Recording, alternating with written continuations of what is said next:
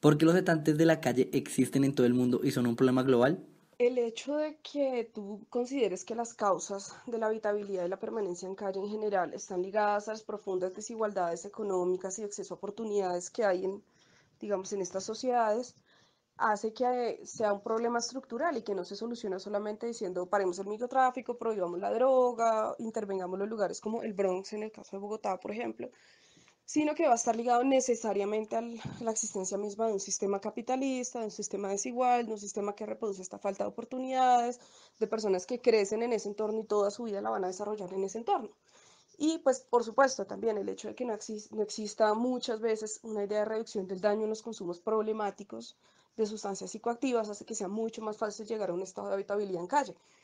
porque la adicción, digamos, es mucho más fuerte y esa falta de cuidados también hace que degenere mucho más rápido. Entonces, pues primero, digamos que esa es la causa por la que yo considero que existe en todo el mundo, básicamente también es por esa reproducción de condiciones desiguales. Y pues si tenemos en cuenta que la base también de un sistema capitalista en general es esa profunda desigualdad y que de hecho las crisis de los últimos años han agravado esa desigualdad económica, de falta de oportunidades, hay una reducción del Estado frente a la prestación de servicios, digamos, básicos de servicios que generan una mediana igualdad, un mediano acceso a servicios y oportunidades a las personas más vulnerables, pues esto se va a seguir reproduciendo permanentemente.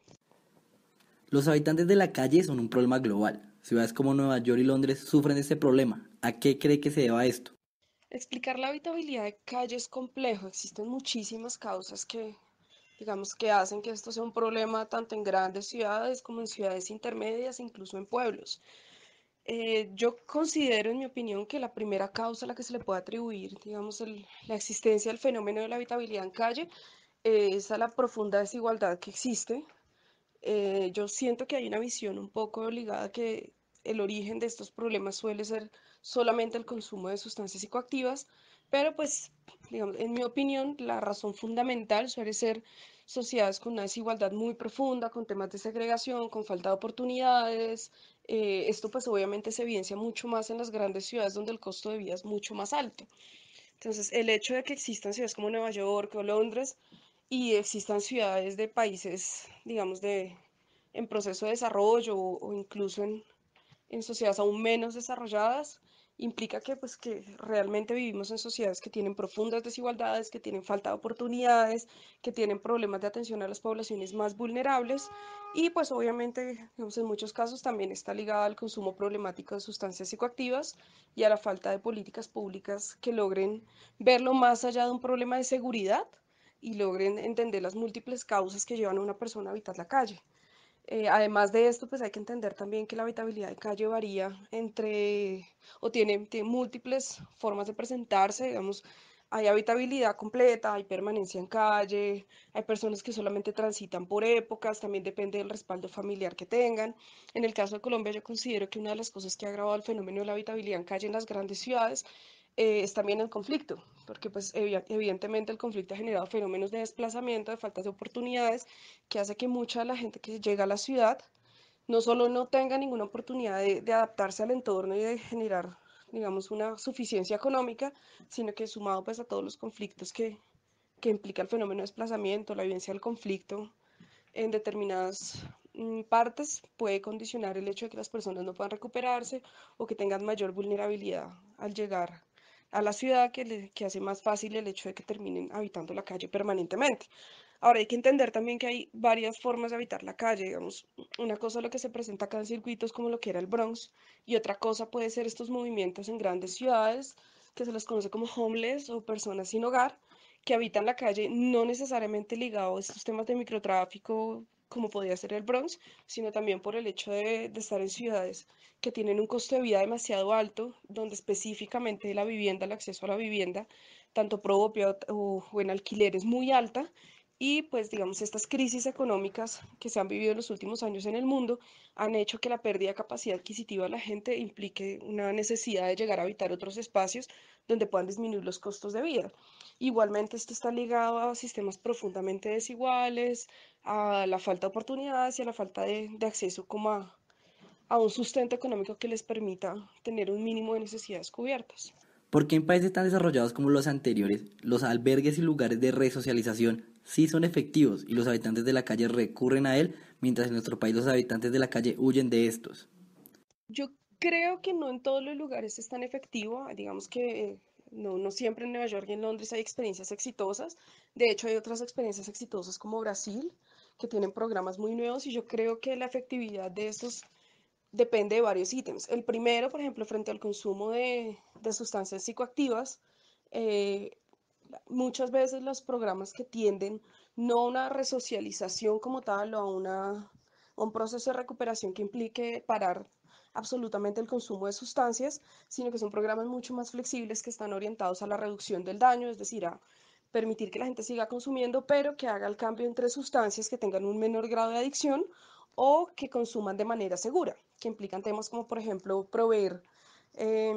jeringas a heroinómanos o incluso cambiar las pipas de las personas que consumen bazuco, que poco a poco va haciendo que ellos tengan formas de consumo menos dañinas y les puede ayudar un poco a su recuperación y hacerlo un poco más paulatina. Lo segundo que creo que incide es también las barreras en el acceso institucional. Un poco eso se ve acá en Bogotá. A veces cuando ellos tienen espacios abiertos donde tienen un poco más, digamos, o menos reglas restrictivas y menos imposiciones de horarios, de otro tipo de hábitos diferentes a los que ellos traen de la calle, hace que su proceso de adaptación sea mucho más fácil. ¿Qué sucede? Es muy diferente si ellos llegan a un centro donde tienen comida caliente todo el tiempo, donde pueden llegar y normalmente una persona que llega de habitar calle a parar un momento, o sea, que se quede de forma permanente, o sea, transitoria, lo primero que necesitan suele ser dormir. ¿Sí? Y normalmente ese proceso es un tema que requiere muchas horas, que requiere como un proceso de descanso absoluto muy largo. Entonces, si tú impones una lógica institucional que implique que tienes que llegar y que solo puedes dormir en un horario, que solo hay comida caliente en un horario, que debes bañarte, que deben imponerte reglas totalmente diferentes a las que vienen, digamos, a sus hábitos de vida normales en calle, que implican también otro tipo de horarios, que implica que pueden hacer lo que se les dé la gana, digamos, en cierta medida, sin tantas reglas, el proceso de adaptación es mucho más chocante y mucho más difícil. Incluso cuando se tratan de hacer talleres inmediatamente de diferentes temas, la mayoría de veces ellos por su mismo estado, sea de abstinencia o sea de consumo en ese momento, no van a tener la capacidad de enfrentar como este proceso tan institucional, van a chocar y van a generar un rechazo, ¿no? Entonces, la forma de intervención del Estado tiene mucho que ver en la adaptabilidad o qué tan factible es que las personas no utilicen estos albergues como un estado de tránsito, sino que también tiendan a un proceso de resocialización. Igualmente hay que entender que el objetivo no puede ser erradicar 100%, o sea, también hay que entender que no solamente es un problema de salud pública y de seguridad, sino también en muchos casos es una opción de vida. No todas las personas que habitan calle quieren salir del estado de habitabilidad de calle. Entonces, por eso también estrategias tendientes a la reducción del daño son supremamente importantes. Eh, También la idea, o sea, en el caso de Bogotá, por ejemplo, el por qué muchas veces huyen de estos albergues, también está ligado a que lo que quieren o lo que se ha hecho es tratar de obligarlos a ir, dificultando sus condiciones de vida en calle. ¿Mm? Es muy diferente que una persona lo haga de manera voluntaria a que en medio del proceso de intervención que ha habido, por ejemplo, que ha sido sumamente violento, se les quiera traer a estos lugares. ¿Por qué? Porque uno, el enfoque de estos lugares ha cambiado entre la anterior administración y esta tiene, digamos, un espacio más institucionalizado que les dificulta la adaptación.